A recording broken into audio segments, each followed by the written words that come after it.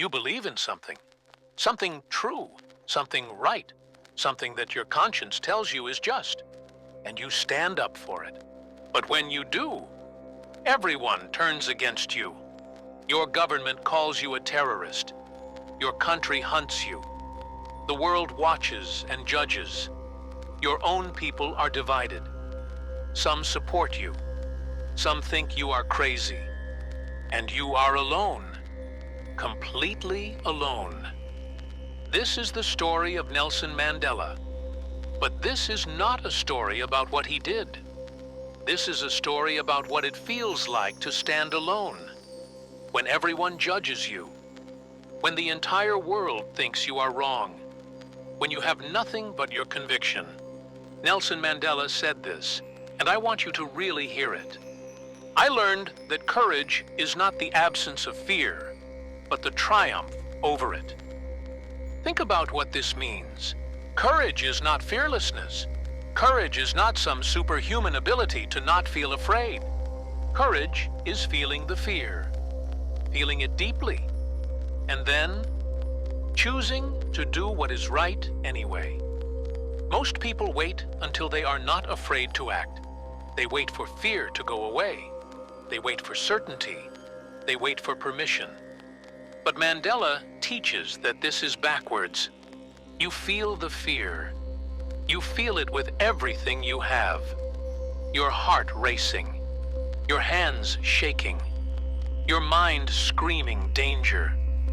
And then you act anyway. This is courage. And this is what Mandela had to do, over and over, for 27 years. When Mandela stood up against apartheid in South Africa, he knew what would happen. He knew he would be arrested. He knew he would be imprisoned. He knew the government would hunt him. But he also knew something else. He knew that silence would make him complicit, that staying safe would make him a coward, that choosing comfort over justice would destroy his soul. And so he chose to stand, even though he was afraid, even though he was alone, even though nobody could guarantee he would survive. He chose to stand. Mandela said, "The brave man is not he who does not feel afraid, but he who conquers that fear." This is different from just feeling brave. This is about actually conquering fear, mastering it, turning it into fuel. When Mandela was imprisoned, he had every reason to break. Every reason to renounce his beliefs. Every reason to say, "I was wrong. I give up." The guards offered him deals. They said, "Renounce your beliefs, and we will let you out." He could have taken it. He could have saved himself. But he did not. Because he understood something that most people never understand. He understood that some things are more important than your comfort. More important than your safety, more important than your life. And truth is one of those things. Justice is one of those things. Your conscience is one of those things. And when you truly understand this, when you truly believe this, then fear loses its power over you. Not because you stop being afraid, but because you have something bigger than fear. You have purpose. And this is what Mandela had to teach the world about standing alone. He said, "Do not judge me by my successes. Judge me by how many times I fell down and got back up. When you stand alone, you will fall. Many times. You will be knocked down. You will be defeated. You will feel like giving up. Most people fall once, and they stay down. They are too hurt, too humiliated, too broken. But Mandela teaches that this is not failure. Failure is staying down. Failure is not getting back up. Real strength is in the getting back up, again and again and again. For 27 years, Mandela was in a prison cell. A cell so small he could barely move. A cell where guards treated him with cruelty. A cell where he had nothing but time and his own thoughts. Every day, he could have stayed down, could have given in, could have accepted defeat. But every day, he got back up, mentally, spiritually, emotionally. He refused to let the prison break his spirit. He refused to let the isolation destroy his mind. He refused to let despair win. Mandela taught something that is very difficult to understand. He said, "As I walked out the door toward the gate that would lead to my freedom, I knew that if I did not leave my bitterness and hatred behind, I would still be in prison." This is profound. This is almost impossible to understand if you have not suffered as Mandela suffered. He spent 27 years in prison. Years of cruelty, years of isolation, years of injustice. And when he was finally released, he could have come out filled with rage, filled with the desire for revenge, filled with bitterness toward those who imprisoned him. He had every right to feel this, every reason to feel this. But he said no. He said, "If I hold on to this bitterness, I am still in prison. The prison is just inside me now." And so he chose forgiveness. Not because his oppressors deserved it, not because what they did was okay, but because holding on to hatred would keep him imprisoned. This is the deepest teaching of Nelson Mandela about standing alone. When you stand alone, you will want to hate. You will want to blame. You will want revenge.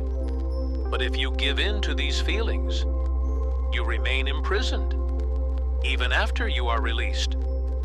True freedom comes from letting go, from forgiveness, from choosing your own peace over their punishment.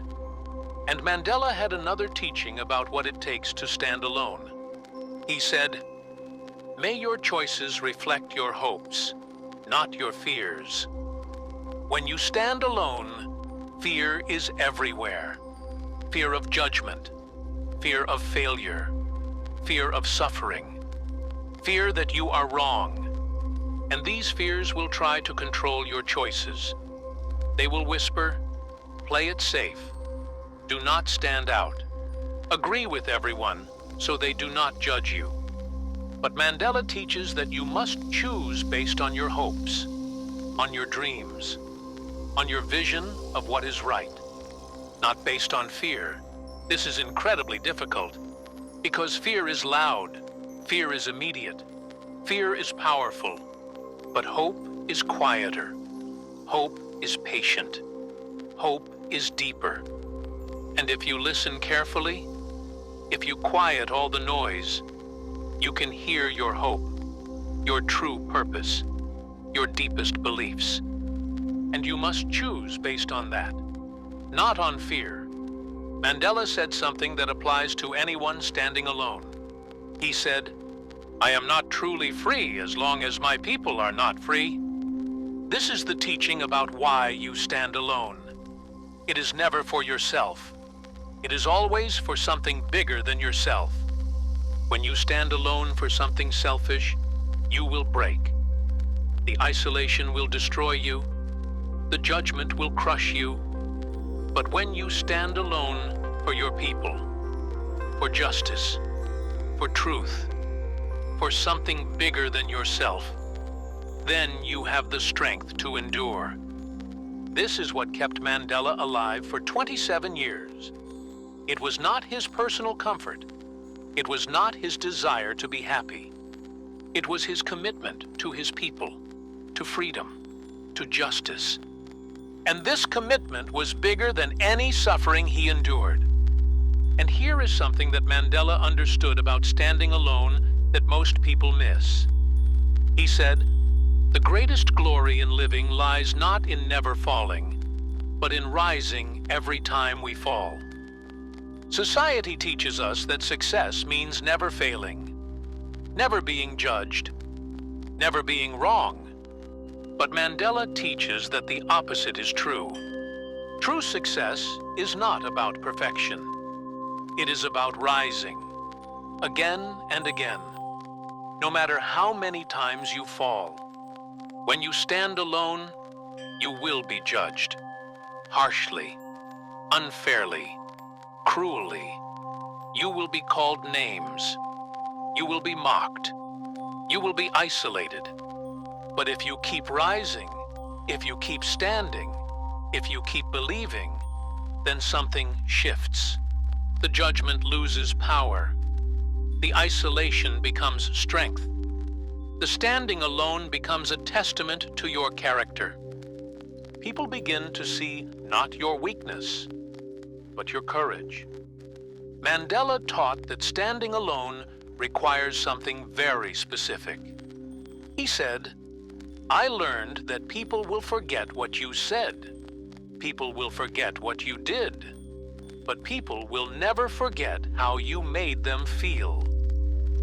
When you stand alone, people will judge your words. They will judge your actions. They will judge your choices. But what they will really remember is how your conviction made them feel. Did you make them feel inspired? Did you make them feel like change was possible? Did you make them feel like someone was willing to fight for them? Or did you make them feel afraid, judged, abandoned? The standing alone that matters is the standing alone that touches people's hearts, that shows them that conviction is possible, that sacrifice is noble. This is what Mandela did. He stood alone, and it made millions of people feel like they mattered, like their struggle mattered, like freedom was worth fighting for. So here is what Nelson Mandela really teaches about standing alone. He teaches that you will be judged. That is certain. But the judgment of cowards does not matter. What matters is your own judgment of yourself. He teaches that you will be afraid. That is human. But courage is not the absence of fear. It is acting despite fear. He teaches that you will suffer. That is part of standing alone. But your suffering can mean something. It can inspire others. It can create change. He teaches that you will be isolated. That is the price of conviction. But isolation can become strength. It can clarify your purpose. It can deepen your resolve. He teaches that you will be tempted to hate those who judge you. That is natural. But hatred will imprison you more than any jail cell. Freedom comes from forgiveness. And the deepest teaching of Nelson Mandela is this. He said, "There is no greater punishment than isolation, and there is no greater strength than enduring it with your spirit intact." When you stand alone, the world will try to break you through judgment, through isolation, through cruelty. But if you keep your spirit intact, if you refuse to let them destroy your belief in what is right, if you maintain your humanity, then you have already won. Because the world can imprison your body, but it cannot imprison your spirit unless you let it. So the question for you is this: is there something you believe in so deeply that you would stand alone for it? Is there a conviction so strong that you would face judgment for it?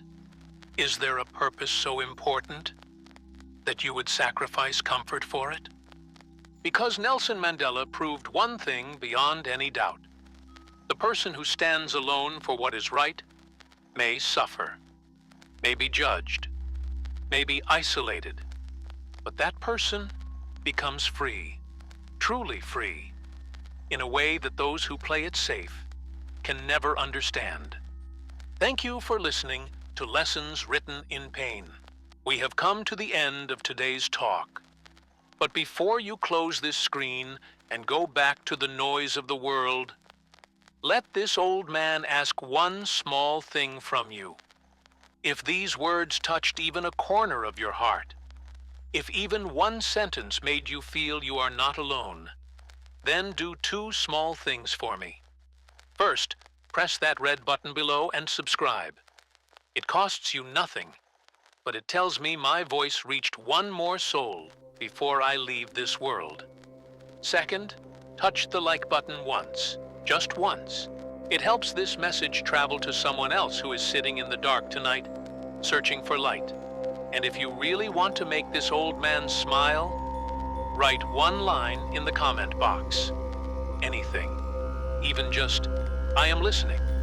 Because when I read that, I will know the fire has been passed on. Thank you, my child. Go now and become the person you were born to be. I will be here tomorrow night, same time, waiting for you.